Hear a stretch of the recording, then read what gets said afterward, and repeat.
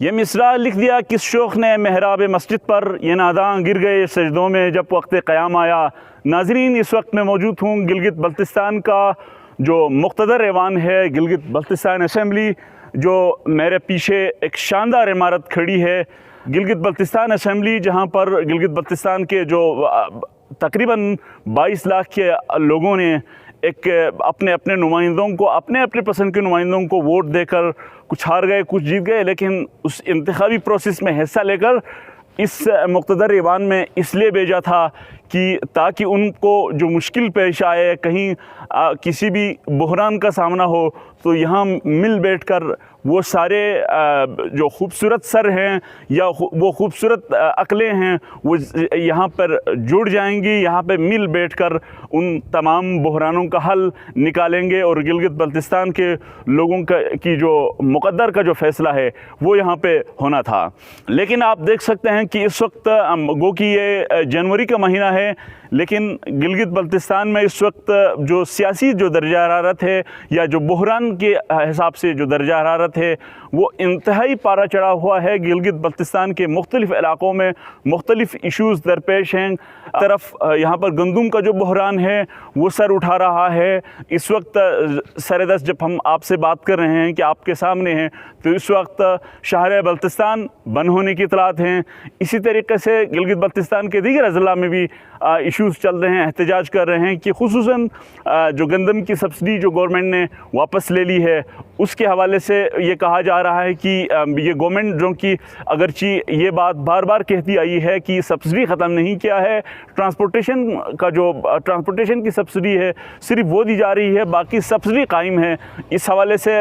وہ بحث چل رہی ہے۔ لیکن پچھلے سال آج کی جو اپوزیشن جماعت ہے اور اس وقت کی حکمران جماعت پاکستان تحریک انصاف، ان کی دور میں ریونیو ایکٹ اور فائننس ایکٹ بل پاس کیا گیا، اس کی تحت سے لوگوں کو جو بجلی کی مت میں ایکسٹرا چارجز جو لوگ فیس کر رہے ہیں، ادائیگیوں کا سامنا ہے، ان تمام بحرانوں نے ایک قسم کی آپ کہہ لیجئے کہ گلگت بلتستان اس وقت مسائل کا گڑھ بن چکا ہے۔ اس کے باوجود ان تمام سروں نے یہاں جڑنا تھا، یہاں پر اپنے علاقوں کے عوام کی جو مسائل ڈسکس کرنا تھا، لیکن ہم دیکھتے ہیں کہ اس اسمبلی میں ویرانی نظر آ رہی ہے۔ یہاں پہ ایک قسم کا چند جو یہاں پہ جو عملے ہیں ان کی تو گاڑی ہو سکتی ہے، باقی آپ دیکھ سکتے ہیں کہ یہ خوبصورت جو عمارت ہے یہ بالکل یہاں سے کوئی بندہ بشر یہاں سے اب تک کوئی نہ نکلا ہے نہ گیا ہے۔ علامہ اقبال کا وہ شعر کہ یہ مصرع لکھ دیا کس شوخ نے محراب مسجد پر، یہ ناداں گر گئے سجدوں میں جب وقت قیام آیا، یعنی آج کی جو اپوزیشن جماعت پاکستان تحریک انصاف اس وقت گورنمنٹ میں تھی، تو اس وقت جب رجیم چینج ہو رہا تھا تو اس وقت وہاں پہ ایک دفعہ اسمبلی کے باہر گیٹ پر تالا لگا اور اسمبلی کے منتخب ممبران اسمبلی ہے ان کو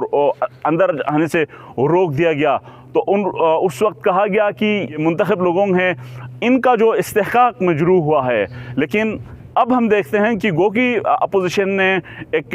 ریکوزیشن جمع کی ہے کہ گندم کی بحران پر خصوصی طور پر ڈسکس کرنے کے لیے۔ اس کے بعد ہم دیکھتے ہیں کہ وہ اپوزیشن کی جو ممبران ہیں اسلام آباد میں وہ مختلف امور نمٹانے میں مصروف نظر آتے ہیں۔ اسی طریقے سے جو گورنمنٹ ہے، جو اس وقت کے وزیر اعلیٰ ہے حاجی غربت خان صاحب، وہ بھی اسلام آباد میں ہیں، ان کے دیگر وزراء ہیں وہ اسلام آباد میں ہیں۔ تو اس وقت لوگوں کے ذہنوں میں یہ تشویش